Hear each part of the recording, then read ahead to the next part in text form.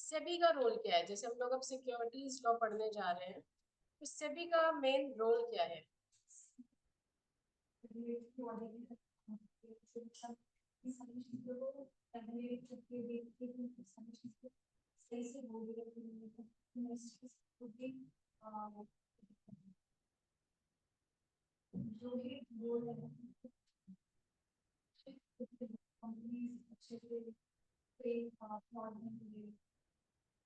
ठीक है। अब हम लोग को पता है कि हम लोग की कंपनी जो होती है वो बेसिकली कितने तरीके की होती है। वैसे तो हमारी ओपीसी है, स्मॉल कंपनी है, लेकिन अगर बेसिकली हम लोग कंपनी की बात करते हैं तो हम लोग देखते हैं कि हमारी दो तरीके की कंपनी होती है। एक होती है हमारी प्राइवेट कंपनी और एक होती है हमारी पब्लिक कंपनी। तो दो तरीके की कंपनी है और दोनों ही तरीके की कंपनी को काम करने के लिए क्या चाहिए? फंड्स चाहिए, पैसा चाहिए होता है। तो पैसा आता कहाँ से है? हमारे पैसे का सोर्स मेन कौन है? Share holders. क्रेडिटर्स तो है ही, लेकिन जब आपने कंपनी का भी पढ़ा होगा उसमें हम लोग जब बात करते हैं ओनर्स, तो कंपनी के ओनर्स किसको बोला जाता है? Share holder. शेयर होल्डर को ओनर तो हम लोग कहते हैं, लेकिन फिर भी हम लोग कंपनी में एक चीज देखते हैं कि कंपनी में there is a divorce. Divorce को हम लोग सेपरेशन कह सकते हैं बिटवीन मैनेजमेंट एंड ओनरशिप। तो कंपनी में there is a divorce between management and ownership. Why? Because company के ओनर्स कौन होते हैं?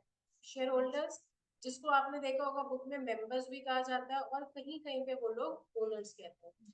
तो इनके पास ओनरशिप राइट्स हैं, ये ओनर है, लेकिन ये लोग कंपनी में डे टू डे मैनेज तो नहीं करते हैं ना।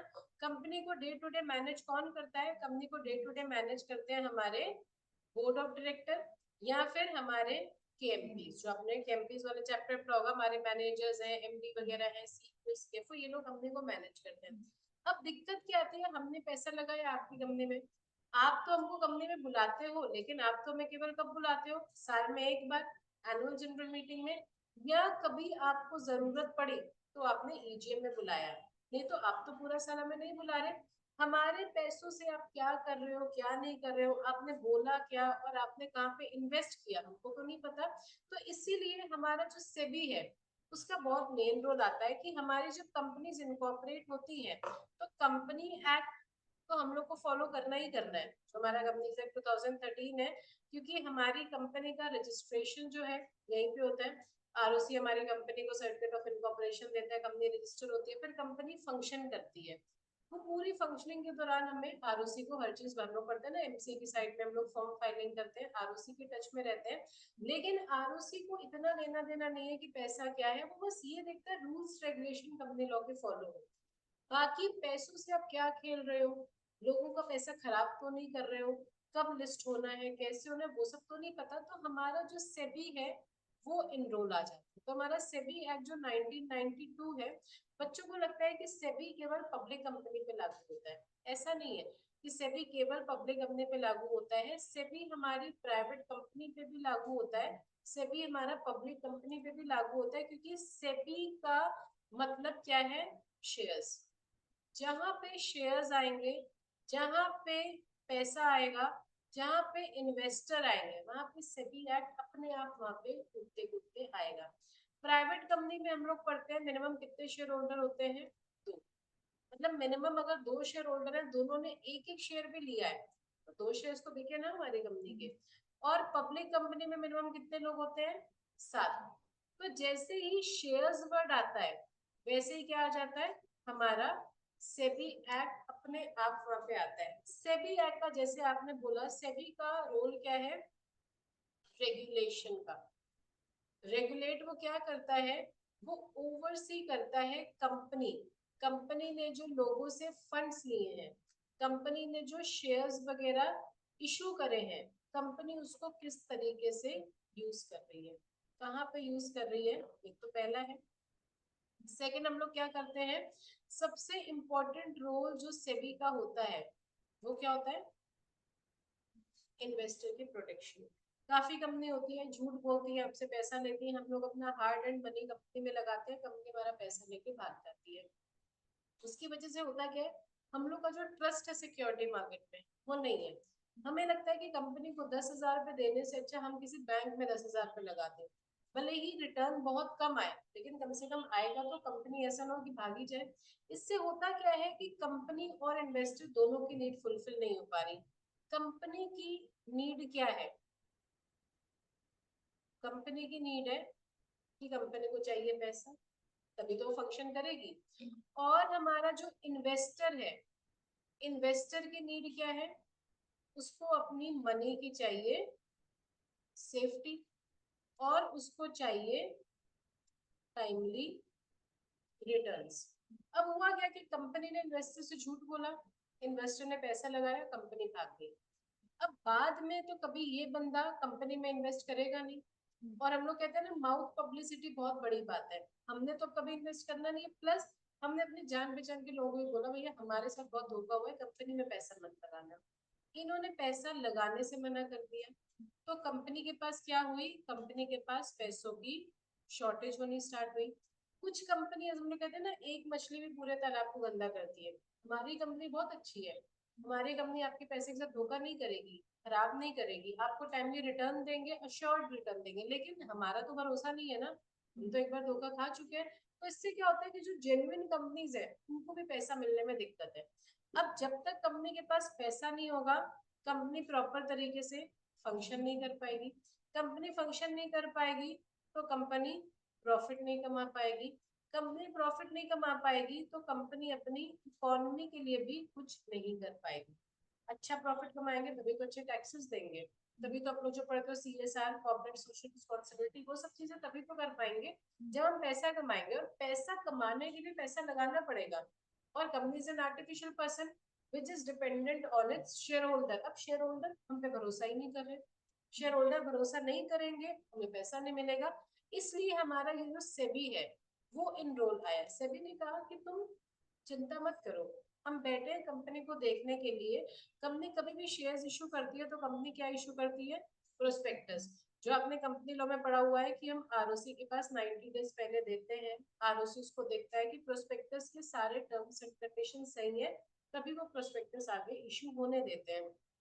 लेकिन हमारा जो सेबी है, आप लोग उसमें आपने पढ़ा होगा, सेबी प्रोस्पेक्टस वर्ड ना देख के क्या वर्ड यूज करता है, लेटर ऑफ ऑफर या फिर ऑफर डॉक्यूमेंट। वो कहता है तुम आरओसी को दिखाओ, क्योंकि जब तक हम लोग कंपनीज एक्ट पढ़ते हैं वो केवल आरओसी आरओसी करते हैं।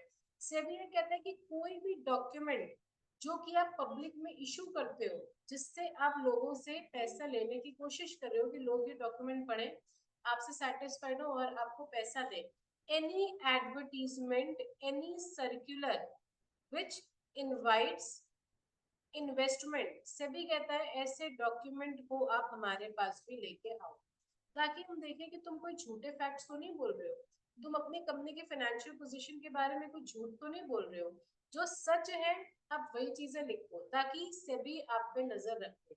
और जो चीजें कंपनी आरओसी को फाइल करती है, अब कंपनी को सारी चीजें सेबी को भी फाइल करनी पड़ेंगी, ताकि सेबी जो है वो नजर रखे। तो सेबी का पहला रोल क्या था, वो ओवरसी करती है कंपनी को। सेकेंड फंक्शन होता है इम्पोर्टेंट, वो इन्वेस्टर की प्रोटेक्शन, ताकि इन्वेस्टर्स का जो ट्रस्ट है वो कंपनी उस पर बना रहे। अगर ट्रस्ट नहीं रहा तो कंपनी को कल को शॉर्टेज हो जाएगी फंड की। और उसके बाद हमारा जो थर्ड फंक्शन आता है वो ये है, रेगुलेटिंग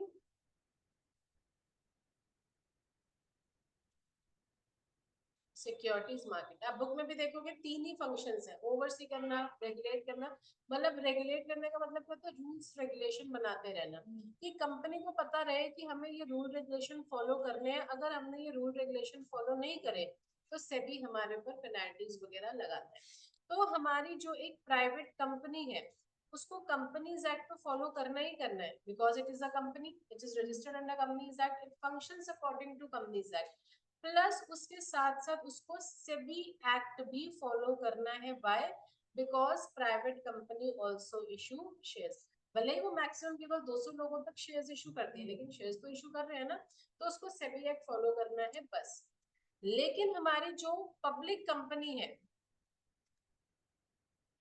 उसको कंपनीज एक्ट फॉलो करना है क्योंकि वो रजिस्टर हुई है, उसको सेबी एक्ट फॉलो करना है क्योंकि वो भी शेयर्स इशू कर रही है, मिनिमम 7 और मैक्सिमम 2 अनलिमिटेड है।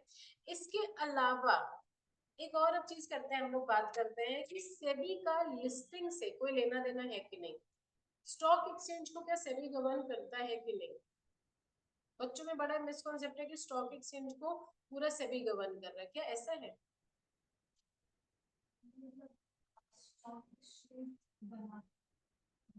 गवर्न मतलब ये जो स्टॉक एक्सचेंज में कंपनीज अपने आप को लिस्ट करा रही हैं, स्टॉक एक्सचेंज कैसे उनको लिस्ट होने दे रहा है, या कुछ को स्टॉक एक्सचेंज मना कर देता है कि हम आपको लिस्ट नहीं होने देंगे, तो ये सारी चीजें, स्टॉक एक्सचेंज भी एक आर्टिफिशियल पर्सन है, वो तो एक बॉडी है ना, तो ये जो डिसीजन है वो सेबी ले रहा है कि कौन ले रहा है?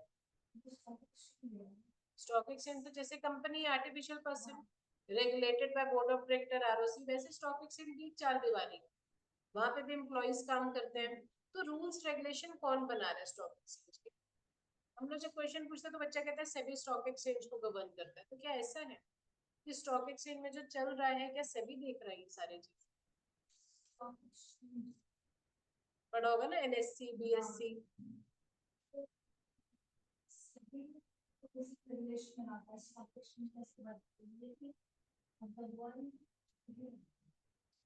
नहीं, आपने एक और पढ़ा होगा एससीआरए, वो क्या होता है, इसका फुल फॉर्म क्या होता है?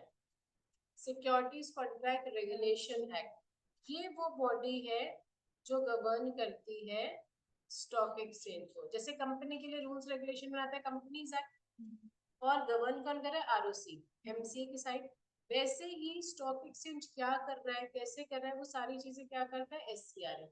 तो अब बच्चों में ये मिसकंसेप्शन है कि सेबी का मतलब स्टॉक एक्सचेंज, सेबी का मतलब स्टॉक एक्सचेंज नहीं है, सेबी का मतलब है securities, it is security exchange board of India. SEBI का जो फुल फॉर्म है, सेबी जो है वो सिक्योरिटीज को गवर्न कर रहा है कि तुम इक्विटी शेयर इशू कर रहे हो कि प्रेफरेंस, प्रोस्पेक्टस दिखाओ, लोगों से कितना पैसा ले रहे हो, लोगों को टाइम में रिटर्न दोगे कि नहीं दोगे, लोगों का पैसा मार तो नहीं दोगे, सेबी वो सब चीजें देखता है। सेबी स्टॉक एक्सचेंज को नहीं देखता है। स्टॉक एक्सचेंज हमारे कितने तरीके के होते हैं आपने पढ़ा होगा, या तो होता है हमारा नेशनल स्टॉक एक्सचेंज या फिर हमारा बॉम्बे स्टॉक एक्सचेंज, और इनको बोला जाता है रिकॉग्नाइज्ड स्टॉक एक्सचेंज। रिकॉग्नाइज्ड का मतलब होता है कि वैसे तो स्टॉक एक्सचेंज इंडिया में हमारे 21 22 है, लेकिन केवल इन दो को परमिशन मिली है by central government to list securities. केवल इन दो को परमिशन दी सेंट्रल गवर्नमेंट में कि तुम लिस्टिंग का काम भी कर सकते हो। तो क्या प्राइवेट कंपनी अपने शेयर्स को लिस्ट करवाती है? नहीं, प्राइवेट कंपनी कभी लिस्ट नहीं करवा सकती, ऑप्शनल भी नहीं है, केवल पब्लिक कंपनी लिस्ट करा सकती है, और पब्लिक कंपनी के लिए मैंडेटरी नहीं है, ऑप्शनल है। आप जिंदगी पर अनलिस्टेड रहो तो भी चलेगा, आप लिस्ट कराना चाहो तो भी ठीक है। अब लिस्ट कराने से होगा क्या कि पब्लिक कंपनी के ऊपर कंपनीज एक्ट भी लागू हो रहा था, सेबी एक्ट भी लागू हो रहा था। अब जब हमने अपने आप को लिस्ट कराया तो क्या हो गया? एक और एक्ट लागू हो गया। तो जितने एक्ट, अभी तक हम कंपनीज एक्ट देख रहे थे, यहाँ पे गलती हुई पेनल्टी, सेबी देख रहे थे, यहाँ पे गलती हुई पेनल्टी, अब हमें क्या देखना पड़ेगा?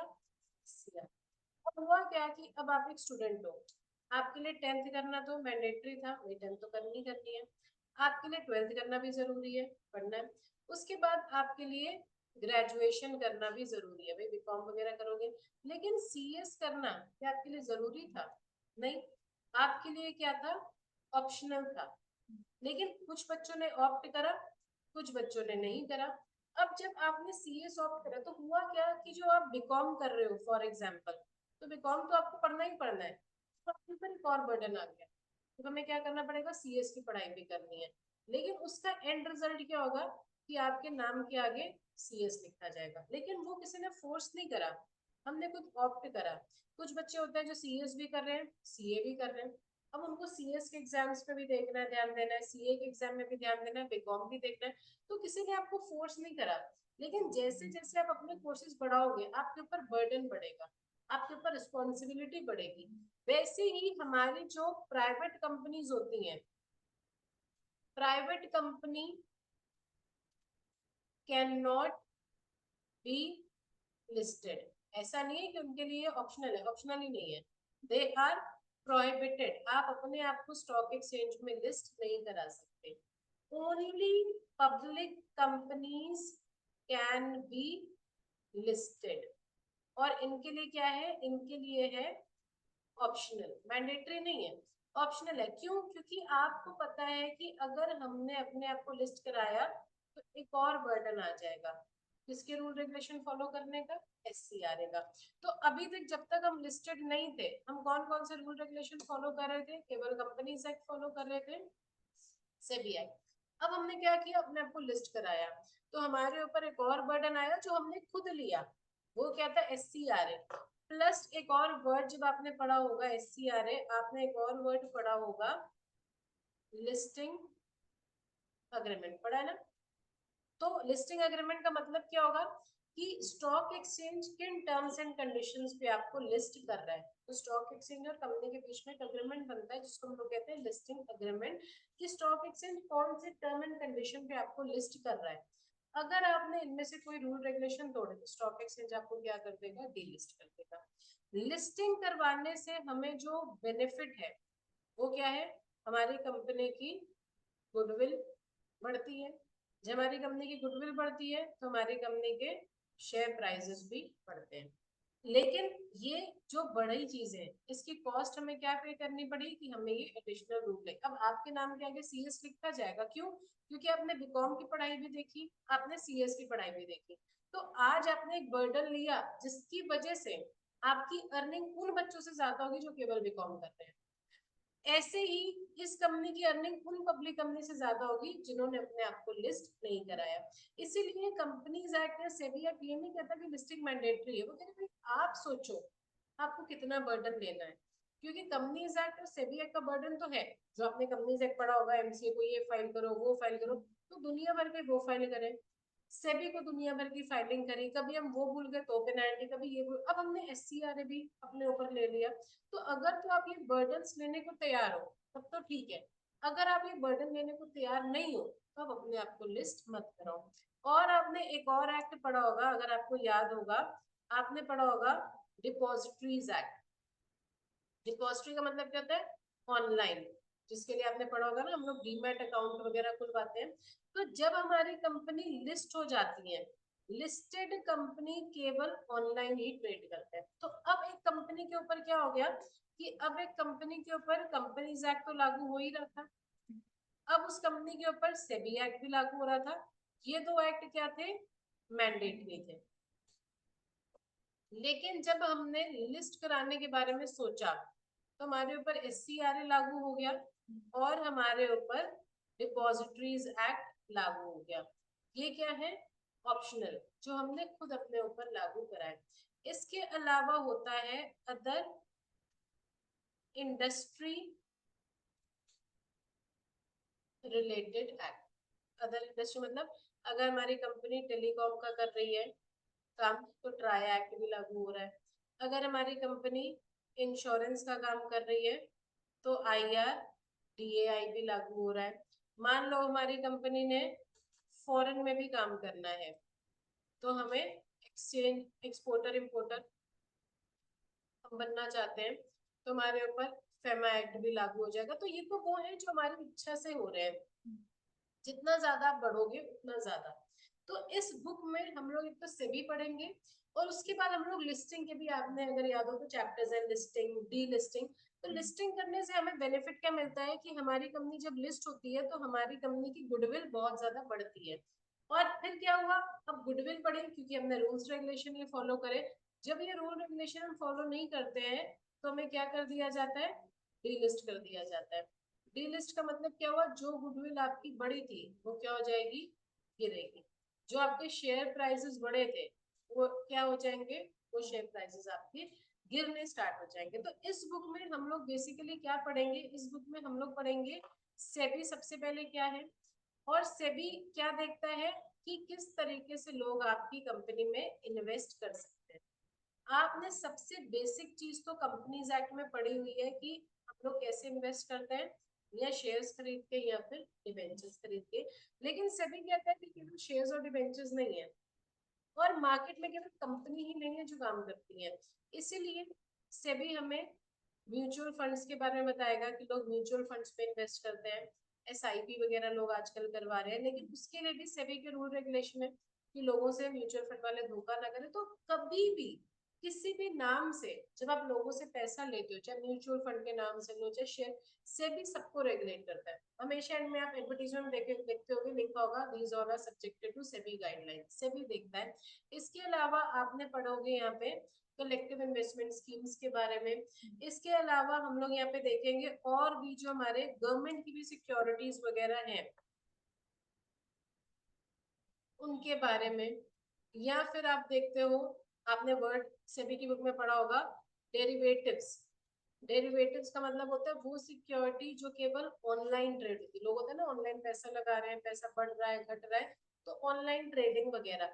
तो सेबी कहता है कि कंपनी ने तो आपको एक ही चीज बताई है कि शेयर्स डिबेंचर्स कैसे इशू करना है, लेकिन लोग केवल शेयर्स डिबेंचर्स में इन्वेस्ट नहीं करते, और भी इन्वेस्टमेंट के तरीके हैं जिसमें इन्वेस्ट करके लोग पैसा कमाने की कोशिश करते हैं। लेकिन हाँ, लोगों का हार्ड अर्न्ड मनी है, आजकल पैसा कमाना आसान नहीं है, मुश्किल से लोग पैसा कमाते हैं और फिर लोग सेव करते हैं ताकि हम इन्वेस्ट करके अच्छा कमाएं। और अगर वही सेविंग आप लोगों की खराब कर दोगे तो उनका आप सब में से भरोसा उठ जाएगा, और जब आप लोगों को पैसा नहीं मिलेगा तो आप आगे कैसे इकोनॉमिक डेवलपमेंट में काम करोगे। इसीलिए चाहे म्यूचुअल फंड हो, गवर्नमेंट सिक्योरिटी हो, ऑनलाइन सिक्योरिटी है, ये सबको रेगुलेट कौन करता है? हमारा सेबी। तो सेबी के फंक्शंस क्या है? सेबी रेगुलेट करता है किसको? सिक्योरिटीज मार्केट को। सिक्योरिटी मार्केट मतलब क्या हुआ? जहां पे शेयर्स खरीदे बेचे जाते हैं। ये कोई ऐसी मार्केट नहीं है लाजपत नगर सरोजनी जैसे मार्केट नहीं, ऑनलाइन जब लोग सिक्योरिटीज खरीदते हैं बेचते हैं, उसके लिए इन्वेस्टर की प्रोटेक्शन करता है सेबी। और सेबी क्या करता है? ओवरसी करता है फंक्शंस ऑफ कंपनी जो आपसे पैसा लेती है, ताकि आप सारा काम सही तरीके से करो, ताकि जो हम लोग के नीड्स है, किनके नीड्स यहाँ पे आती हैं? कॉर्पोरेट्स की और इन्वेस्टर्स की, वो दोनों नीड जो है वो फुलफिल हो सके। कॉर्पोरेट की नीड क्या है? दे वांट मनी, उनको पैसा मिल जाए। और इन्वेस्टर की नीड क्या है? They want return and safety. क्योंकि हमें पता है कि अगर कंपनी ने हमारे साथ धोखा करा तो हमें बचाने के लिए हम लोग नहीं चाहते हैं, पता है ना कुछ होगा तो पुलिस है, पुलिस हमारी मदद करेगी, सरकार हमारी मदद करेगी। वैसे ही यहाँ पे इन्वेस्टर को पता है कि अगर तुमने कुछ भी हमारे साथ किया तो सेबी बैठा हुआ है। और आप जब सेबी में पेनाल्टीज भी पढ़ते हो तो आप लोगों ने पेनाल्टी पढ़ी होगी ना, 1 lakh rupees each day which go to 1 crore. Section 15 में आपकी सारी पेनाल्टीज है सेबी एक्ट की, ताकि कंपनीज को पता है कि छोटी मोटी भी गलती अगर हमने करी और ये बात सेबी के पास जाती है तो सेबी कुछ नहीं तो मिनिमम 1 लाख रुपए पर दिन के हिसाब से तो पेनाल्टी लगाएगा। उसके बाद हमें ये भी बताया गया है कि कैसे आप अपनी कंप्लेंट्स को डालोगे, स्कोर्स आप यहाँ पे पढ़ोगे।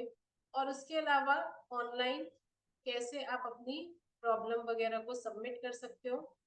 तो उसके लिए स्कोर्स की आपकी वेबसाइट वगैरह है जो सेबी ने बनाई है कि कभी भी आपको दिक्कत हो तो ये मत सोचो कि कहाँ जाए, कौन से ऑफिसर को मिले। ऑनलाइन हमारी वेबसाइट है जो 24/7 ओपन है, आप कभी भी कंप्लेन कर सकते हो।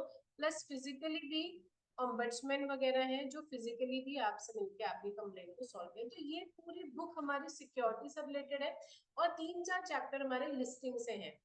और बाकी डिपॉजिटरी कैसे काम करती है, डिपॉजिटरी भी हम लोग ने इस बुक में क्यों पढ़ा? क्योंकि डिपॉजिटरी का मतलब क्या है? डीमैट, ऑनलाइन सिक्योरिटी को खरीदना बेचना। हम लोग कहते हैं ना ऑनलाइन अकाउंट खुलवाओ जिसमें सिक्योरिटीज की डीलिंग होगी।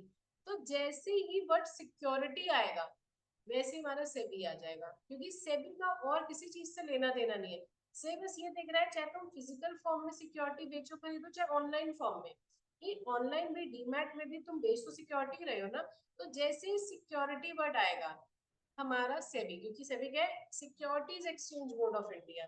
सिक्योरिटी जो आप एक्सचेंज कर रहे हो, खरीद रहे हो, बेच रहे हो, उसको हम नजर रख रहे हैं कि तुम्हारी गलती की वजह से बाकी कंपनीज को दिक्कत ना हो।